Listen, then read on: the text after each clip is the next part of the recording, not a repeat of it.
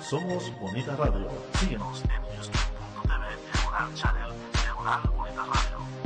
Bonita Radio, en bonitaradio.net, facebook.com/Bonita Radio y en Twitter, Bonita-Radio. En línea con... Las expresiones vertidas en el siguiente programa no representan necesariamente la opinión de Bonita Radio. Las opiniones son exclusivas de sus autos.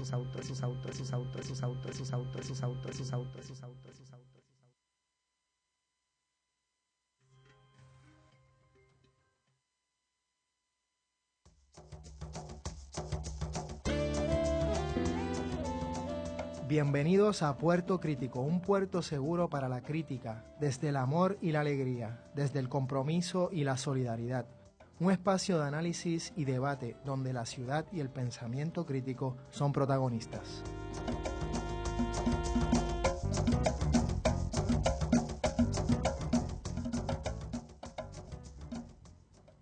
Bienvenidas y bienvenidos a todos y todas. Muy buenas tardes, estamos en Puerto Crítico y buenos días también en Sydney, Australia, porque hoy en Australia son las 8 de la mañana, ya no son las 7, ahora son las 8, 15 horas de diferencia. Nos lanzamos desde Bonita Radio, que transmite por red global y translocal, desde Puerto Rico al mundo. Y como ya saben, este programa es de San Juan y Sydney, Australia, con Juan Carlos Rivera, alias Juanqui, y Miguel Rodríguez Casella en Sydney. ¿Cómo estás, Miguel? Bien contento, porque esa horita de diferencia me permite dormir una horita más. Y entonces, pues estamos fresquecitos para manejar las crisis que tenemos delante. Eso es así. Hoy hemos decidido, Miguel y yo, conversar sobre un tema que nos atañe a todos, y es el tema de la planificación. Planificación entendido en su tema amplio. Es una planificación que tiene que ver tanto con la economía como con la ciudad, que tiene que ver con lo social y con lo político, y obviamente dentro de todo eso con lo cultural. Así que, ¿cómo empezar? Yo creo que un poco para ir comenzando la conversación, tal vez se me ocurre que debemos comenzar a usar apellidos, adjetivos, a empezar a contextualizar la cosa, ¿no? De alguna manera, la palabra planificación es una palabra que usamos mucho, pero no la contextualizamos. ¿Planificación de qué? Por un lado, pero también planificación en qué contexto. ¿A qué me refiero con esto? Cuando hablamos de planificación urbana, por decir un elemento de la planificación, lo dejamos ahí, ¿no? Muchas veces no reconocemos la realidad que estamos viviendo. Y nosotros, para hablar de ese contexto, vivimos en ciudades neoliberales, en ciudades capitalistas, y eso tiene unos contextos y unas realidades físico-espaciales y temporales muy específicas, realidades que tienen que ver con división de clases, realidades que tienen que ver con explotaciones y exclusiones, realidades que tienen que ver con privilegios, y eso se, digamos, refleja en, como dije ahorita, en el espacio físico y en el tiempo, en las avenidas, en las urbanizaciones, en los barrios donde se vive, en la ciudad, etcétera. Así que, por un lado, un poco reconocer eso. Vivimos en una realidad neoliberal. Por otro lado, también hay que reconocer que en el contexto puertorriqueño, y es una obviedad, vivimos dentro de ese proceso neoliberal, es un proceso colonial. Así es que, de alguna forma, hay que ir reconociendo cómo esa planificación en Puerto Rico se ha ido desarrollando. Y sobre todo, Juanqui, el tema de que si la planificación nos pone en la posición del sujeto actor que puede pensar, visualizar escenarios, tomar decisiones adelantadas a su tiempo, proyectadas al futuro, asumiendo todos esos niveles de autoría que la planificación como concepto plantea, el partir de una realidad colonial, por un lado, en lo político, y neocolonial en lo económico, por toda la intervención de mercados externos que regulan nuestra realidad fiscal y económica. Cuando venimos a ver, ese sujeto actor que planifica realmente no existe o no está en el país. Quienes nos sentimos o creemos que somos los llamados a planificar, resulta que no tenemos las herramientas para hacer eso. Entonces, pues se convierte muchas veces en un juego de espejos, ¿no? En una ilusión, en una quimera, por así decirlo. Aparte de que la planificación en Puerto Rico, fíjate que también es una de esas, aunque es una palabra que invoca una especie hay algo críptico en ella, ¿no? De que es una ciencia oculta, de que hay algo que es de expertos. La realidad es que la palabra planificación aparece en el lenguaje cotidiano de los boricuas todos los días, pero como una queja. La queja constante de Marquesina de que en Puerto Rico no se planifica, de que falta planificación, como nuestra inhabilidad, como si fuera una falta nacional, a podernos organizar en el presente para determinar lo que mejor nos conviene de cara al futuro. Y esa queja, esa autocrítica, lo que entendería yo que es injusto, es que, de nuevo, volviendo a lo primero que dije, no toma en cuenta el sujeto actor de la planificación no está en Puerto Rico. O sea, que nosotros nos quejamos de que no hemos podido planificar, pero es que resulta que no tenemos las herramientas tampoco. Y claro, lo tiro a la discusión, Juanqui, un poco para provocar, porque pudiera haber un contraargumento a lo que estoy diciendo también, y lo reconozco. No, yo creo que tienes un grandioso punto. O sea, como bien dijiste, cuando hablamos de planificación, pues bien has dicho, ¿no? Estamos tratando de pensar el futuro, cómo queremos vernos, cómo queremos desarrollarnos, utilizando una palabra que obviamente hay que problematizar también. ¿Qué tipo de país o qué tipo de sociedad queremos?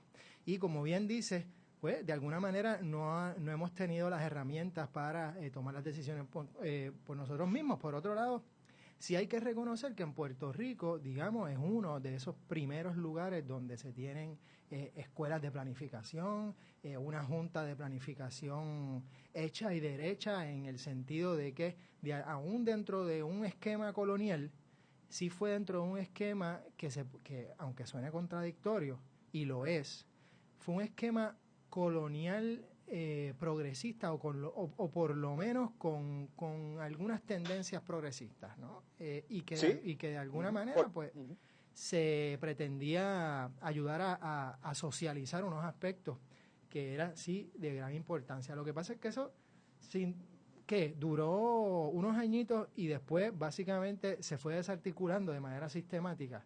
Y que también... De hecho, se me ocurre un momento importante. O sea, eso nos habla del último gobernador norteamericano que tuvimos acá, sí, la figura legendaria de Tocqueville. Correcto. Siendo un tipo que, Rexford Tocqueville, ¿verdad? Era el primer nombre de él.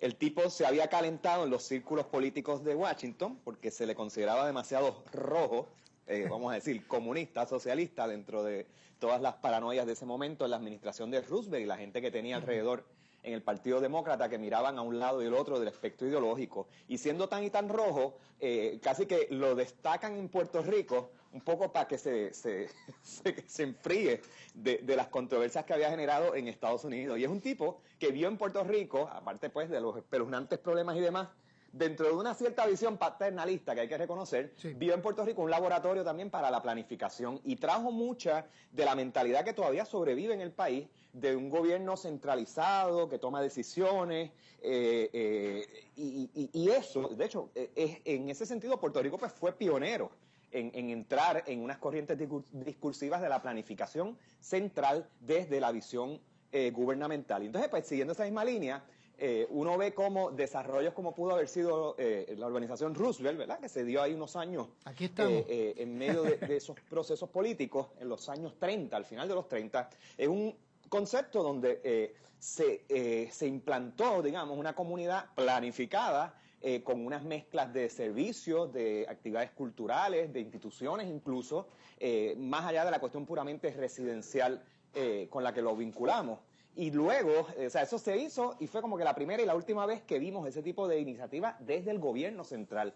Cuando el próximo paso importante en esa dirección suburbanizadora se da con Puerto Nuevo. Y ya Puerto Nuevo se lo dieron al capital privado, ya eso no lo llevó el gobierno. Ya ahí se cedió inmediatamente esa planificación central a un control gubernamental. Entonces, cuando yo veo esta semana la noticia del colapso de la tubería en Puerto Nuevo y demás, y todas las denuncias y todo eso, y que si la infraestructura vieja, yo digo, wow, no es por nada, pero Roosevelt como que ha sobrevivido mucho mejor el tiempo que lo que parece Puerto Nuevo haber sobrevivido. Y no se me escapa la cosa de que ahí hubo una sesión de la mano pública del gobierno central planificando desde un origen a la mano privada del desarrollador, que es quien realmente tomó las riendas de Puerto Nuevo, que es una... Y ahí se da, pues, digamos, un momento histórico en Puerto Rico donde la planificación, de venir de un ámbito gubernamental centralizado, pasó a un ámbito privado, que es un poco por donde quisiéramos traer el tema a propósito de toda esta discusión pública de quitarle poderes a la Junta de Planificación, que es un poco lo que está detrás de lo que queremos comentar en el programa de hoy. Bueno, Miguel, has hecho unas conexiones tremendas porque varias cosas me parecen fundamentales. Y es que, primero, que lo trajiste a la cotidianidad, eso que está pasando en Puerto Nuevo. Segundo, que Roosevelt, como bien has dicho, de alguna forma funciona, ¿no? Sí. Aquí hay unos espacios públicos muy interesantes, una placita, unos multiusos, y de alguna manera todavía se siente ese espíritu que uno puede hablar de espíritu de comunidad de una manera bien clichosa, pero sin duda alguna todavía uno puede reconocer eso en el día a día aquí. Eso que hablas de la privatización fundamental, ¿no? Precisamente ese proceso de privatización que podríamos decir ya que ha habido en Puerto Rico de una manera radical, sobre todo en las últimas décadas, se va viendo el desastre. Hablaste de la tubería en Puerto Nuevo, que acabó de pasar, y también hay que hablar de la urbanización hace poco en Bayamón, donde precisamente en la zona del Carso se construyó y le cayó encima un mogote a la casa, literalmente. Y eso que hablas entonces de la Junta de Planificación es interesante porque la Junta de Planificación, pudiendo, o digamos originalmente, como Tocqueville precisamente la pensó, y es curioso, estamos hablando de Tocqueville, estamos hablando de privatización, estamos hablando de espacio público, y acaba de salir una publicación importante que es La Promesa Rota de Francisco Catala, precisamente que hace una revisión del tiempo de Tocqueville y lo analiza, y él se siente muy identificado con las perspectivas institucionalistas de Tocqueville. Y una de esas instituciones era precisamente la Junta de Planificación, que en su momento sí tenía ese poder. Pues la Junta de Planificación de alguna manera se ha ido desarticulando y es curioso, cuando uno pensaría, mira, a estas juntas le han alabado cuando la nombraron una de las mejores juntas, etcétera, etcétera, que no es la única junta que ha tenido grandes personas. Ha habido otras juntas que han tenido unas personas muy interesantes y comprometidas. Me ocurre pensar en la junta donde estuvo Félix Aponte, por dar un ejemplo. Nombran gente y no solamente ahí, recursos naturales, etcétera, nombran gente que han estado comprometidos con la conservación, con la agricultura, con procesos importantes para, de alguna manera, pues planificar para un lugar más justo, etcétera, participativo y demás. Pero entonces le quitan los dientes o tratan de que no tenga ningún poder a la hora de implantar una ley o implantar unos procesos. Y lo que está para que el público entienda un poco a lo que vamos, o sea, hay un proyecto radicado en ley que se ha discutido, aunque yo esté en Australia me entero de las cosas que están pasando por allá. Más rápido que los medios. Para eso estamos, no se divorcia uno completo del terruño, para nada, ni esa es la intención. Pero nada, es un proyecto que en el momento en que la Junta va a tener acceso a quizás el gran documento que hace falta en Puerto Rico, el plan de uso de terrenos, esa especie de preclasificación flexible del suelo, pero que permite ya de alguna manera no tener que ir a procesos adjudicativos individuales de cada proyectito aquí, se puede construir aquí, se puede construir allá, no. Tenemos ya una visión de conjunto, tomando en cuenta aspectos de seguridad, aspectos ecológicos, aspectos económicos, aspectos de proyecciones de crecimiento o de crecimiento poblacional y económico en Puerto Rico. Tomando en cuenta todo eso, se clasifica el suelo. Y eso es un documento bien poderoso que por fin estaría a punto de ser aprobado. Y de hecho el gobernador aparece en la prensa de hoy celebrando ese documento y ese instrumento y el que se repueblen los centros urbanos y de nuevo, como quien dice, rescatando un discurso aparentemente no de protección del suelo y de uso responsable del suelo. Sin embargo, en el momento en que la Junta pasaría a tener ese documento, que sería de aquí a unos meses, que tendría un poder necesario para que en una isla tan pequeña como la nuestra se use el suelo de una manera responsable y se eviten tragedias como las que hemos mencionado, la de Bayamón y lo que pasó en Puerto Nuevo, que afectó a la zona metropolitana completa. En ese momento resulta que sometemos un proyecto de la legislatura gestionado desde la fortaleza, por lo que la prensa reseña, para quitarle poderes a la Junta y pasárselos entonces a las agencias que manejan la permisología. Y claro, el argumento que se usa es que el gobierno es muy lento manejando la cuestión de los permisos, y como todos detestamos al gobierno en Puerto Rico y todos tenemos historias terribles bregando con agencias de permiso en Puerto Rico, pues de nuevo un discurso de que vamos a agilizar el gobierno, de que vamos a quitar a la Junta como ese gran escollo, y ahora vamos a tener una agencia bien flexible, bien moderna, que fue creada por la pasada administración, pero que esta administración decide retener, que es la famosa OCBE. Ni me sale bien la pronunciación de esa agencia. Correcto. Vamos a darle los poderes de la Junta a una agencia de permisos, que no tiene necesariamente la visión de conjunto, ni en su organización, ni estructura, ni reclutamiento de empleados, los peritos que necesita un país para planificar responsablemente. Entonces, el proceso de planificación, que es mucho más ambicioso y mucho más inteligente en sus premisas, se reduce a un intercambio de permisos. ¿Quiénes aparecen defendiendo eso? Las asociaciones de constructores de hogares, los cementeros, los contratistas. Y ahí es que uno dice, ¿a quién responde el gobierno en Puerto Rico? O sea, ¿este es el gobierno de la gente? ¿Este es el gobierno de todos? ¿O este es el gobierno de unas minorías?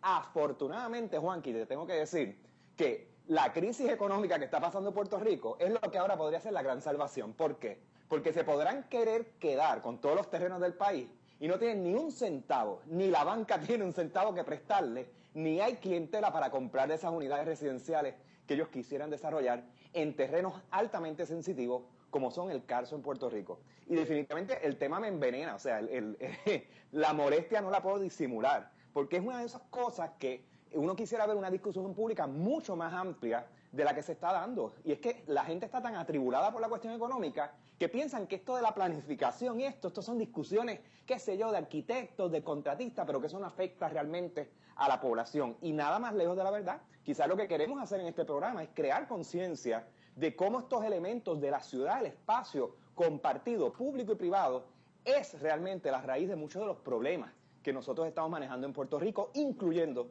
los problemas económicos que nos atribulan en este preciso instante.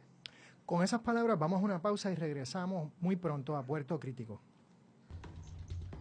Soy el licenciado José Ariel Nazario y les invito todos los miércoles a las 10 de la mañana a escuchar el análisis legislativo único, política, sociedad, economía y temas de actualidad de nuestra realidad puertorriqueña. Recuerde, la previa, todos los miércoles a las 10 de la mañana por Bonita Radio, en línea con tu mundo.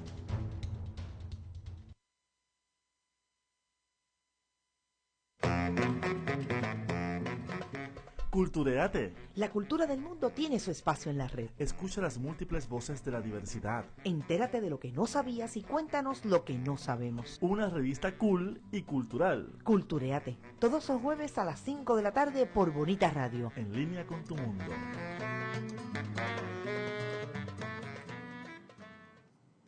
Y regresamos a Puerto Crítico. Bienvenidas y bienvenidos. Y quiero decirles que le damos también las gracias a Natalia Suárez por ser nuestra técnico. Sin ella no podríamos hacer este programa.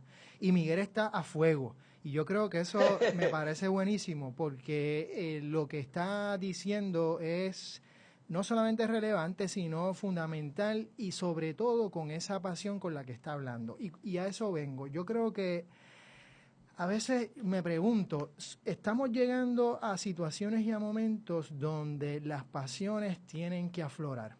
Y yo creo que con la visita del Cornel West, con tu pasión, como estás hablando ahora mismo en este programa y como hablas muchas veces a través de las redes sociales, a través de tu escritura y a través de los medios, yo creo que hacen falta más voces, no solamente, vamos a llamarle, sí, proféticas, con todo lo que eso implica, y también movimientos sociales que hagamos esa denuncia, esa resistencia para apoyar unas políticas públicas que pudieran ser progresistas, a unos planes, a un plan de uso de terreno, por ejemplo, que puede ser muy progresista o bastante progresista dentro de la situación en la que estamos, pero que si no hay un apoyo directo de los movimientos sociales y de la población y de la denuncia, entonces se va por la window, como decimos por ahí, porque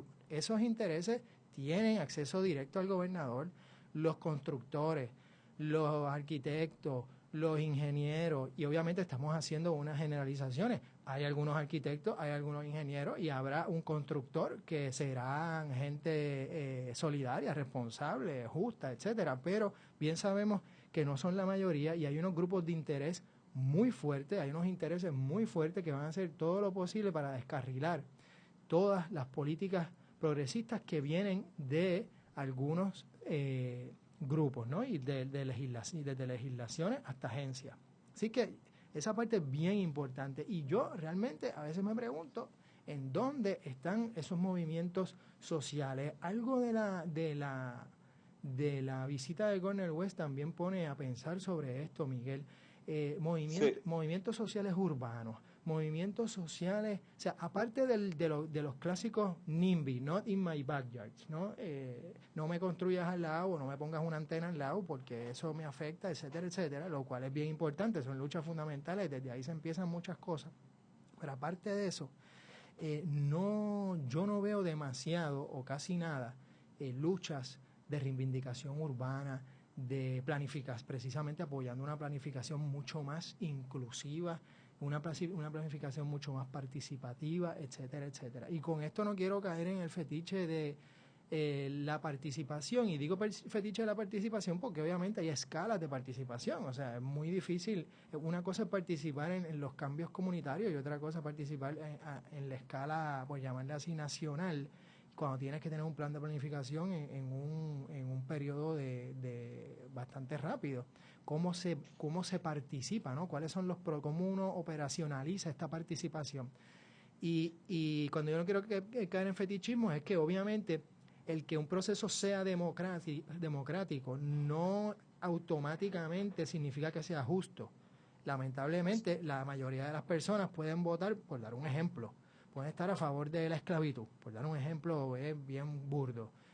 Y si todo el mundo vota a favor de la esclavitud, entonces, y participa y está a favor de la esclavitud, entonces vamos a movernos hacia allá. Obviamente no. O sea, no siempre una cosa va con la otra. Sin embargo, sí hay que abrir esa participación y esa diversidad. ¿Qué tú crees de esto, de la participación, Miguel? Y tú que has estado trabajando en San Juan. Es curioso, o sea, o sea, yo veo los dos lados de la moneda aquí y a veces hasta un tercero. O sea, ciudades que uno y vecindarios que uno le reconoce ciertas calidades, uno observa que son el producto, por un lado, de hubo unas mentes, digamos, periciales, expertas, ya sea desde el punto de vista ingenieril o desde el punto de vista artístico, de diseñador y demás, que de alguna manera sí lograron en decisiones concretas sobre el espacio y sobre el territorio y sobre la forma, de alguna manera poner en marcha unas calidades que se traducen en mejores modos de habitar, de vivir y en mejor calidad de vida, vamos a ponerlo así.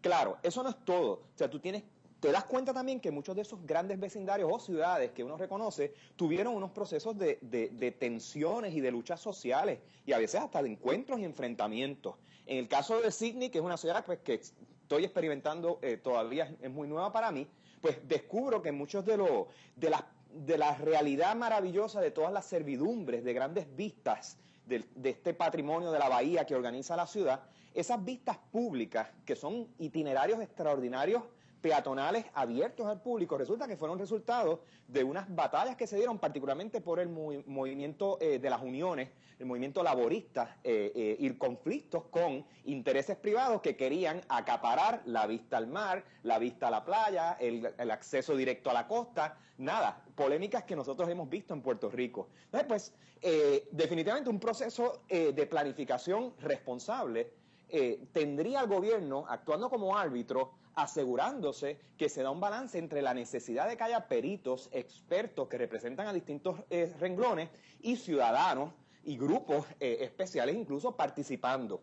El problema es que muchos de los que vemos hoy, hablando de ese tipo de participación y de discusión integrada y de que se escuchen todos los sectores, son los enemigos mismos del público y del bienestar común, que utilizan el lenguaje de la participación en ocasiones, porque lo escucho de los propios contratistas, en este discurso que están utilizando a favor del desmembramiento de la Junta. Yo escucho un discurso como que tienen que escuchar a los expertos, esto es demasiado complicado, esto hay que tomarlo con más calma, y se sigue pidiendo tiempo extra, o sea, regateando con el reloj para atrasar el que por fin Puerto Rico, a través del plan de uso de terreno y reglamentos como el del CARSO, tenga unos controles efectivos sobre el acaparamiento del suelo, que es lo que está detrás de lo que estamos viendo aquí.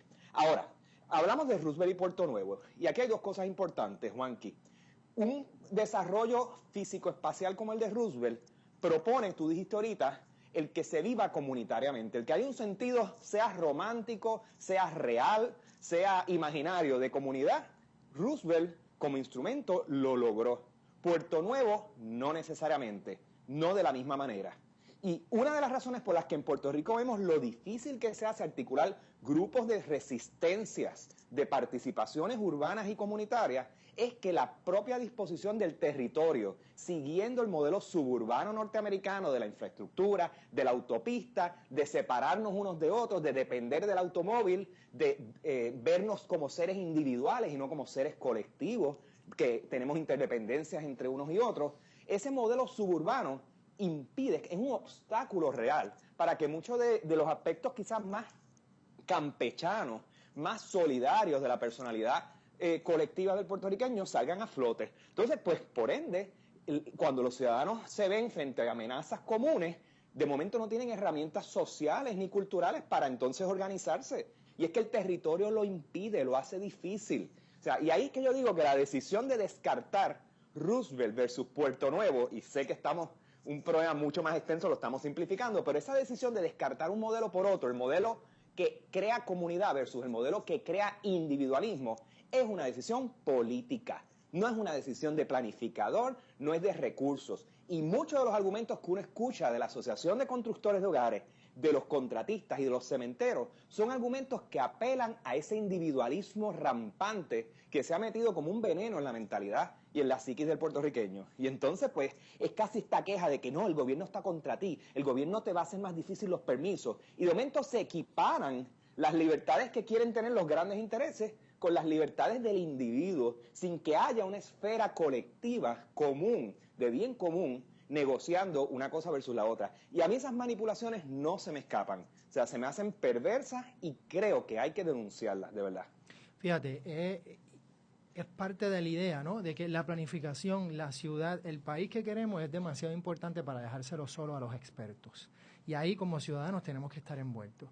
Dos que de alguna manera sugiere que estos procesos de urbanización y suburbanización que pasamos, de alguna forma creó un tipo de sujeto, vamos a decirle un individuo que se creía, pues valga la redundancia, individual, no colectivo necesariamente, que se pensaba en su carro, en su célula, en su casa, encerrado en su casa, y etcétera, etcétera, controles de acceso y demás y demás. O sea que de alguna manera, sin duda alguna, hemos creado una ciudad insolidaria, hemos creado de alguna forma la planificación eventualmente, o de la manera que se fue desarrollando, fue una planificación que devino en una ciudad insolidaria. Y eso tiene que ver mucho con el espacio físico y con el ordenamiento territorial.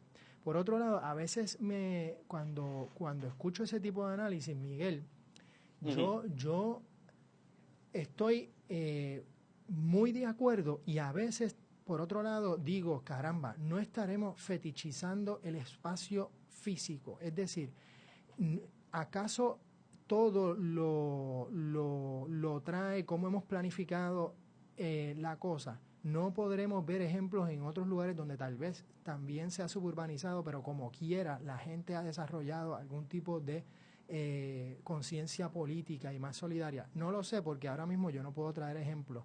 Yo estoy de acuerdo contigo que definitivamente la planificación, o sea, de la manera en que se ha desarrollado Puerto Rico, tiene un efecto muy fuerte en la manera insolidaria en que vivimos, por ponerlo de esa manera. Sin embargo, también creo que hay otros elementos. No sabría decir, señalarlos ahora mismo. Yo creo que, claro, que la cultura política, por llamarle así, en Puerto Rico se viene a afectar con eso también.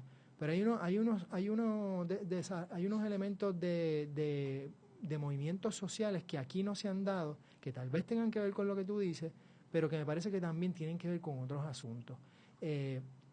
Por otro lado, pienso, y un poco dándote la razón, que las comunidades en Estados Unidos, de puertorriqueños en la diáspora, sí han desarrollado unas identidades muy arraigadas a sus barrios guetoizados en el sentido en el sentido doble de la palabra, gueto en el sentido tanto económico, casi siempre muy pobre, y también etnorracial, es decir, lugares muy segregados con otros grupos, donde sí han desarrollado una conciencia política muy fuerte y de alguna manera han logrado crear impactos en las políticas públicas.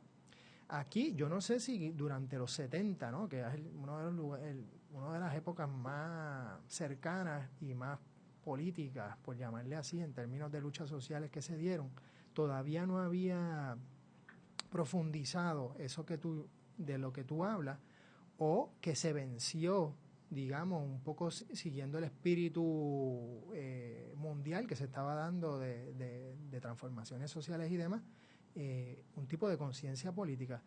Es decir, ¿cómo pudiéramos romper este tipo de límite que nos impone la ciudad de la manera que se ha desarrollado en Puerto Rico, para, bueno, reclamarla y hacer cambios fundamentales para el futuro, es decir, en la planificación?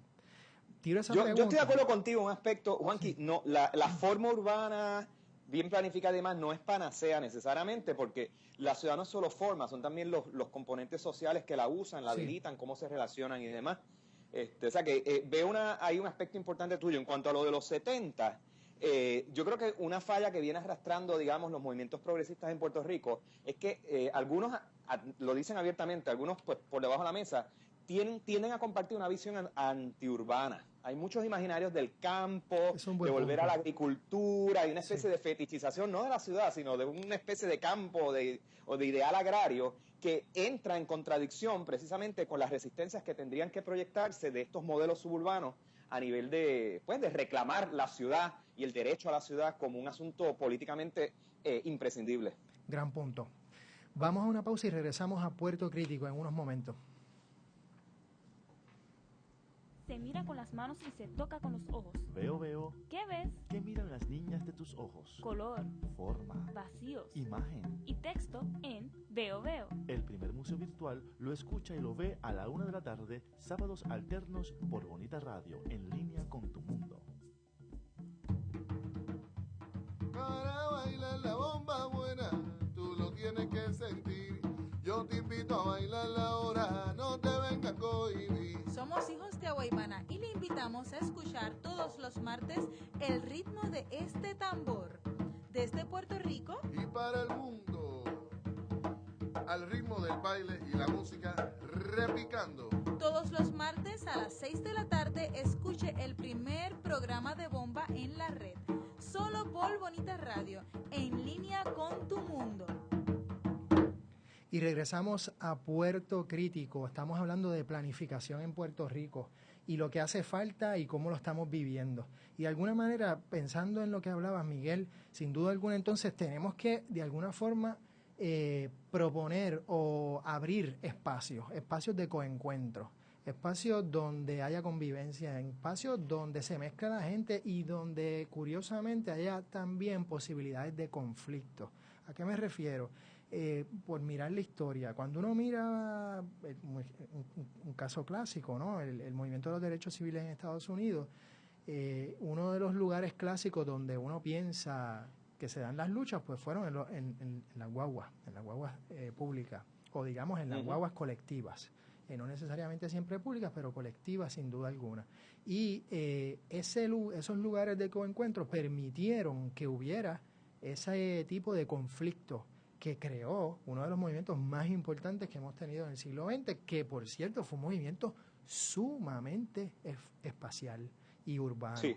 Y urbano, en el sentido que pues, obviamente literalmente se estaba luchando sobre el territorio y sobre el espacio. ¿Cómo si íbamos a definir espacio? Espacio blanco, espacio negro, ¿cómo es esto? ¿No? ¿Cómo vamos a democratizar el habitar la ciudad, etcétera, y participar de los servicios y demás? Y yo creo que sí, o sea, que mientras más espacios públicos, en el sentido de coencuentro, en el sentido de que la gente se vea y haya copresencia, en el sentido que haya más transporte públicos versus los carros. Y yo sé que esto es un discurso trillado, pero sí me importa rescatar la importancia de esos posibles conflictos que se pueden dar y que hay que incentivar. ¿Por qué? Porque eso es lo que abre precisamente a las luchas sociales por una profundización de la democracia. Si nosotros no nos juntamos, si no hay espacio, digamos, donde nos relacionamos con los demás, pues entonces es muy difícil. Yo un poco te estoy dando la razón con ahorita. Bueno, y nos las estamos dando mutuamente, Juanqui, porque mientras yo te escucho, yo digo, estoy contigo, hay que buscar dónde hay que dar la pelea, ¿verdad? ¿Dónde son esos espacios de conflicto? ¿Y con quién es que hay que dar la pelea? Y yo creo que muchas veces en Puerto Rico la confusión es no saber, primero, quiénes son los entes, quiénes son los individuos o las instituciones con las cuales nosotros realmente, en medio de nuestras quejas cotidianas que a veces no tienen un foco claro, quiénes son las personas con las que nosotros tenemos que pelear. O sea, con quiénes nosotros tenemos que buscar bulla en estos momentos. Y eso fue algo que el Movimiento de Derechos Civiles en Estados Unidos tuvo claro. Sí. ¿Quiénes eran los enemigos aquí y a quiénes había que desenmascarar? Y una vez uno tiene eso claro, después viene la pregunta, ok, ¿cuáles son los espacios? ¿Cuáles son los escenarios? ¿Cuál es la fotografía que articula ese conflicto, que lo hace, digamos, inaguantable? Porque hay un nivel de incomodidad que surge del conflicto que es necesario visibilizar. Y aquí es que en Puerto Rico yo creo que no estamos muy claros. Porque cuando vemos las colaboraciones estrechas entre el gobierno y la banca, y los echar para adelante, y los Puerto Ricos estrellas, y el compartir las mismas agencias de publicidad montando estas fábricas de imágenes, que lo que insisten es en transferirnos a nosotros la culpa, la responsabilidad por el reguero de país, porque, claro, la gente responsable son la gente del mundo financiero, la banca que nos da las posibilidades de crecer, el gobierno que nos protege. Cuando uno ve ese discurso tan centrado con los medios de comunicación y la prensa particularmente, haciéndoles el jueguito, uno dice, adiós, espérate, pero es que aquí como que el público no se está dando cuenta quiénes son los malos en la película, con quiénes nosotros tenemos que realmente tirarnos a pelear y a buscar bulla. Y hablando del territorio y de la planificación, en Puerto Rico se planificó, pero no planificaron los planificadores, ni Cierto. planificaron los urbanistas ni los arquitectos. Planificó la banca hipotecaria y planificaron los contratistas y los desarrolladores.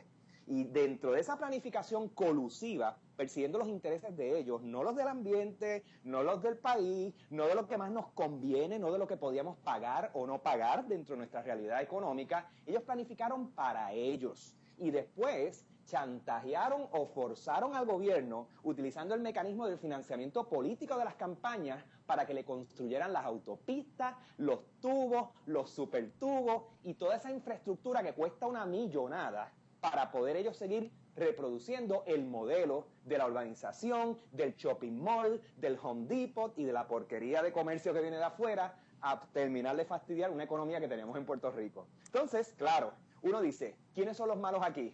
Los malos aquí, ya yo tengo dos, la banca, los contratistas y desarrolladores, y una visión insolidaria de lo que es el país. Pero detrás de eso, señores, los intereses americanos, que sembraron en el puertorriqueño una duda, un complejo de inferioridad con relación a no ser suficientemente modernos, a que no somos suficientemente contemporáneos para entonces embrollarnos y forzar a entrar en unos patrones de financiamiento del gobierno utilizando banca global para que el país entonces entrara en ese modelo suburbanizador. O sea que nosotros constantemente nos autodespreciamos o nos han enseñado autodespreciarnos como país, la realidad que tenemos, para entonces tener que buscar remedios fiscales, préstamos de donde no los tenemos, para poder, bendito, ser ciudadanos del siglo XX y ahora del siglo XXI. Y ahí hay unas manipulaciones bien claras que yo creo que hay que entender. Porque entonces, si vamos a buscar bulla, si vamos a articular movimientos sociales de resistencia a esto, oye, hay que saber contra quién estamos luchando y no confundir a los enemigos con los amigos que nos están tratando de pasar la manita y levantarnos para que echemos para adelante, porque hasta ahí llegamos.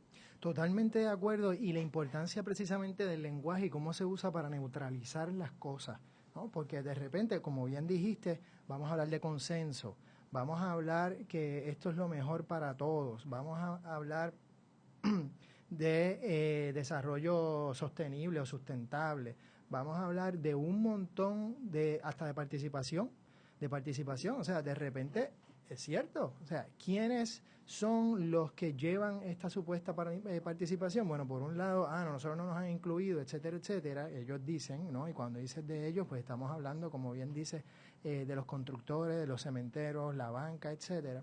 Y dos, los que de alguna manera son los que están proponiendo la mayor participación de todos, pues de repente tiene a los grandes también intereses detrás de ese proceso, supuestamente, y que puede ser muy participativo por un lado, pero la agenda ciudadana, etcétera, etcétera, se llevan desde una visión muy conciliadora. Y mira, hay que reconocer que sí hay unos intereses que chocan aquí, sí hay unos enemigos, los hay, y hay que reconocerlos. Es increíble también, Miguel, cómo se conecta todo, porque por un lado, bien has dicho, mira, los echar para adelante, y entonces, y todos estos discursos, celebramos las producciones, por otro lado, de eso.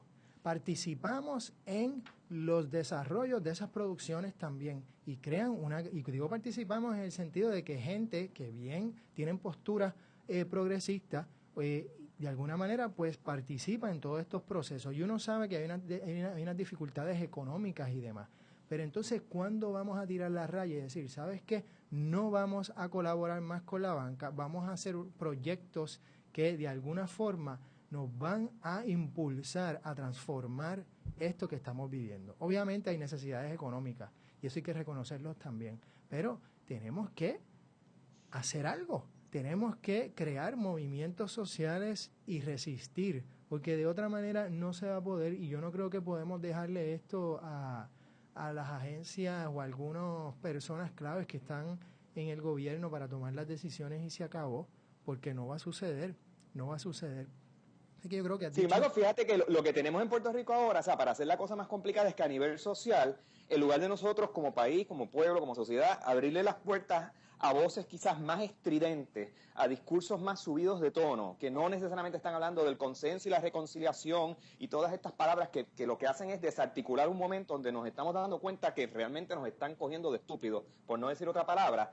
En lugar de abrazar esas voces más estridentes, en el país hay una especie de miedo a esa discusión más abierta, más dura, más de línea dura. O sea, ¿cuántas veces uno no tiene que resistir el ataque de que todo esto que tú estás diciendo es que tú estás lleno de odio, es que es un discurso de odio, y de momento se personaliza, se persigue, se demoniza la voz distinta, quien está hablando de buenos y malos y de que hay que buscar bulla y demás, y eso pues no nos ayuda como país. Entonces, por otro lado, hay unas estridencias mediáticas también, hay unas quejas cotidianas para buscar rating en los programas de radio y en los espacios mediáticos en Puerto Rico que trivializan la queja, que trivializan entonces la resistencia, que trivializan la crítica concreta. Porque entonces si empezamos a disparar en todas direcciones a la misma vez, si buscamos bulla todo el tiempo para acaparar el espacio noticioso, nosotros también nos convertimos en enemigos de esas, digamos, movimientos sociales que estamos ahora mismo extrañando, que no sabemos dónde están, que no sabemos cómo formar. Así que yo creo que el público tiene que abrirse, sintonizarse a voces más estridentes.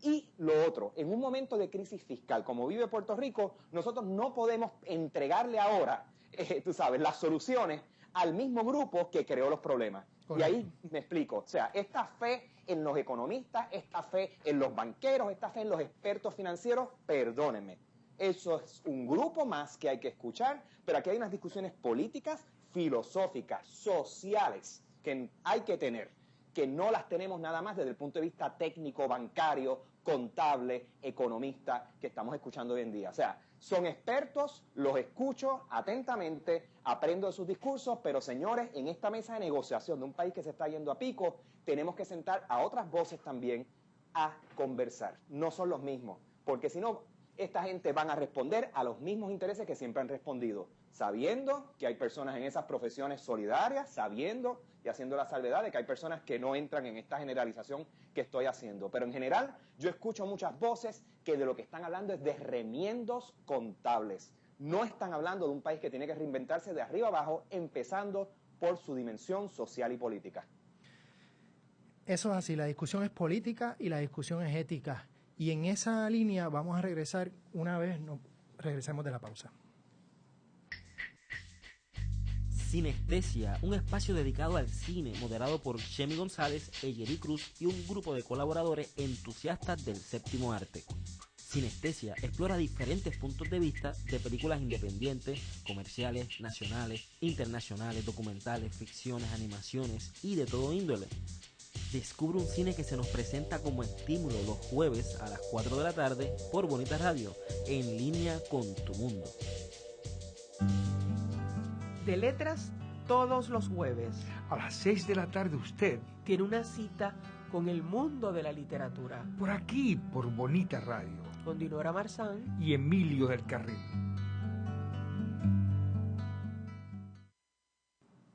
Ese anuncio estuvo bien bonito. Regresamos a Bonita Radio con Miguel Rodríguez Casella y Juan Carlos Rivera. Y estamos de vuelta en la discusión de planificación en Puerto Rico y definitivamente esto que estamos hablando es un tema político, es un tema ideológico, es un tema filosófico y es un tema ético.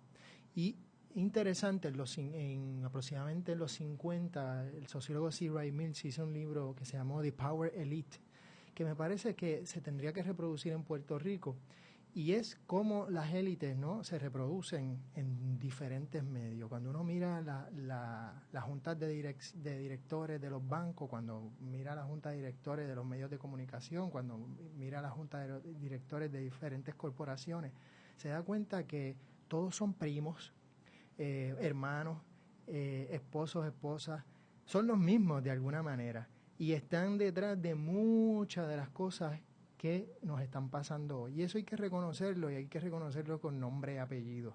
Hay que reconocer también, como bien dijo Miguel, la historia colonial de Puerto Rico y cómo eso ha tenido un impacto en la planificación. Y Miguel, es interesante, tal vez yo creo que continúa, aunque obviamente bien sabemos que el capital financiero tiene un poder enorme, pero todas estas dimensiones me parece que se conectan. Y es la parte militar. O sea, el ejército, la milicia, lo militar, ha tenido un impacto muy grande en el territorio, en Puerto Rico. De alguna manera, la militarización del espacio urbano en Puerto Rico se ha dado desde el día 1 del desarrollo físico-espacial, arquitectónico en Puerto Rico, y también ha tenido un impacto muy fuerte en la subjetividad puertorriqueña, por llamarle así. Cierto. Y uno ve esto tanto a nivel literal, ¿no?, de militar, que yo no sé cuántas estatuas cuando uno va a los municipios es impresionante. O sea, lo primero que uno ve es un hombre con una metralleta recibiéndote al municipio, ¿no? Todos estos monumentos a los héroes caídos en las diferentes guerras y demás de los Estados Unidos, a los soldados, etcétera. Pero también en lo que es esas avenidas, esas urbanizaciones. Aquí, por cierto, aquí casi todas las calles se llaman Soldado, yo no sé qué, Cabo, yo no sé cuánto, por ahí para abajo. Bueno, voy más allá, Juan. Y esto es cómico, esto es una tesis que yo desarrollé desde que tenía 24 años haciendo la maestría.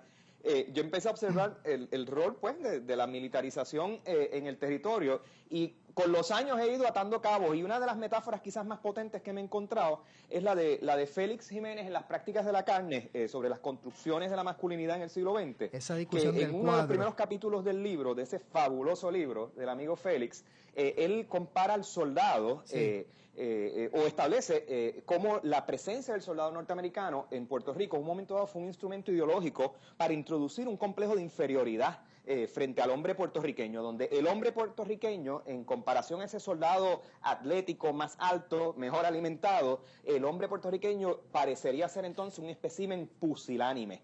Y entonces, pues, el vestirse del soldado o el llegar a la dimensión del soldado, el enlistarse directamente al ejército, se convirtió en una manera de introducir una nueva masculinidad a partir de un desprecio por, digamos, las formas de masculinidad que se manejaban. Y ahí vino el concepto de la higiene, la limpieza, el llamado neatness de toda una generación de boricuas que vieron en ese soldado una figura aspiracional. Entonces, usando esa metáfora, yo trabajé en algún momento la idea de que el territorio fue lo mismo. A nosotros se nos planteó la realidad suburbana norteamericana y en un momento dado hasta la base militar como primer germen de esa suburbanización, como ese mundo ideal donde todo está en su sitio, donde las funciones están separadas, donde en lugar de la acumulación que uno tendría en los centros urbanos, tienes la dispersión, la grama recortadita, la tiendita donde tienes todos a precio especial, o sea, y de momento la verja, el control de acceso, y de momento la base militar se convirtió en la analogía de ese cuerpo del soldado norteamericano que se representa como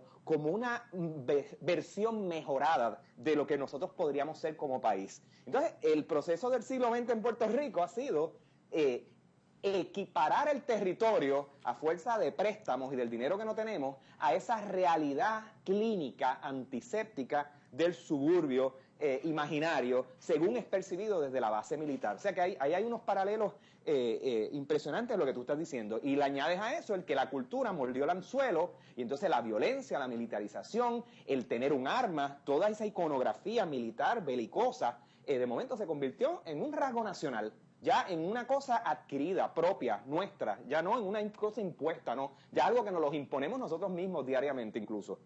Es increíble, nosotros comenzamos con las palabras y el lenguaje y me parece que tal vez también debemos cerrar con las metáforas, ¿no? Con las palabras y el lenguaje. Muchas veces aquí cuando hablamos de planificación, de alguna manera ha estado bañado, ¿no? Con metáforas que tienen que ver precisamente con lo militar y con lo médico, con lo clínico.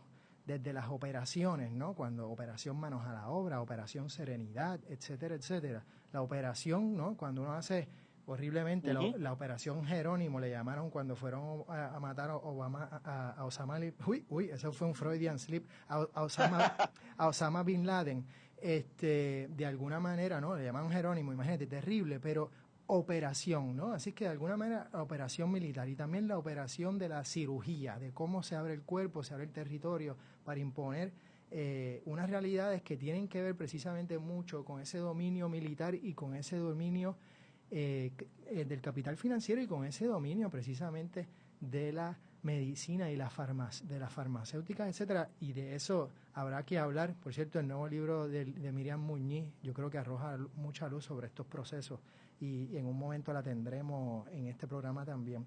Pero es importante, yo creo que politizar, radicalizar el lenguaje, un poco reconocer que cuando se habla de consenso, nosotros no estamos buscando consenso, nosotros estamos buscando justicia, nosotros estamos buscando solidaridad, nosotros estamos buscando otras cosas, ¿no? Conservación del ambiente, etcétera, etcétera, y participación en ese proceso. Cuando hablamos de planificación, pues hay que reconocer el contexto y qué futuro es el que queremos. Por eso es una discusión política y ética. ¿Planificar para qué? ¿No? Pues planificar para una ciudad y para un país y para un territorio solidario, un territorio democrático, un territorio participativo, un territorio, digamos, que obviamente sea también promiscuo. Y esos espacios tienen que ser promiscuos, donde podamos estar unos y los otros en esa diferencia, y si tiene que haber conflicto, que lo esté.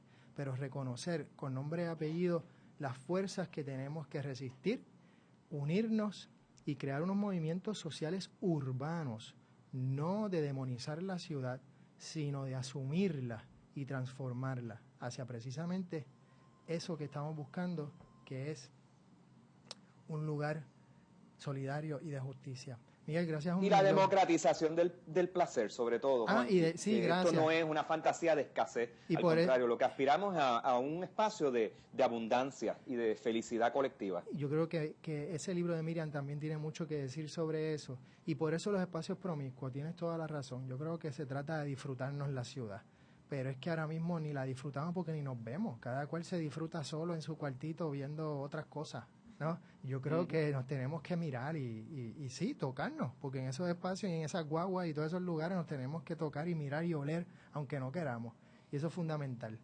Un abrazo, Miguel, y sigamos la discusión. Igual a ti. Seguimos, nos vemos la semana que viene. Vamos a estar con César Rey discutiendo la trata humana y la educación en Puerto Rico.